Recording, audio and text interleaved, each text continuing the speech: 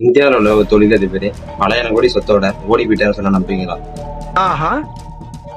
அதை பத்தி தான் இந்த வீடியோல பார்க்க போறோம். வீடியோ உள்ள போறதுக்கு முன்னாடி மறக்காம லைக் பண்ணிட்டு ஃபாலோ பண்ணிட்டு சப்ஸ்கிரைப் பண்ணுவோம். வாங்க வீடியோக்குள்ள போலாம்.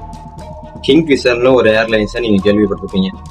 அது எப்ப ஆரம்பிக்கப்பட்டுச்சுன்னா 2003 தான் இந்த ஏர்லைன்ஸ் ஆரம்பிக்கப்பட்டுச்சு.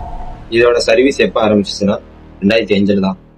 இதோட ஓனரு நம்ம எல்லாருக்கும் தெரிஞ்சவர் தான். விஜய் மல்லையான்னு சொல்ற ஆர்சிபியோட ஓனர் தான் இதோட ஓனரு.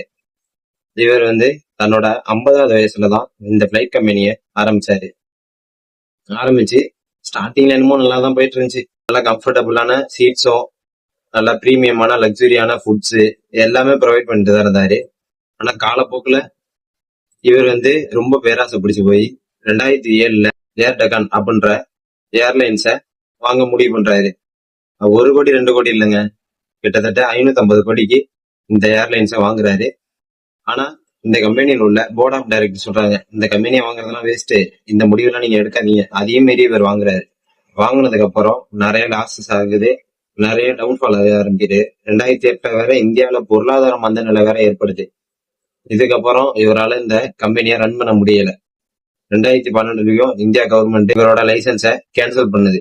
இவர் என்ன முடிவு எடுக்கிறாருன்னா, இந்த இந்தியாவில வாழ்றதெல்லாம் வேஸ்ட் அப்படின்னு முடிவு பண்ணி இவரு 9,000 கோடிய ஆட்டைய போட்டு லண்டனுக்கு ஓடி போயிடுறாரு. எல்லாரும் என்ன ஏமாத்துறாங்க. அழாதீங்க சார்.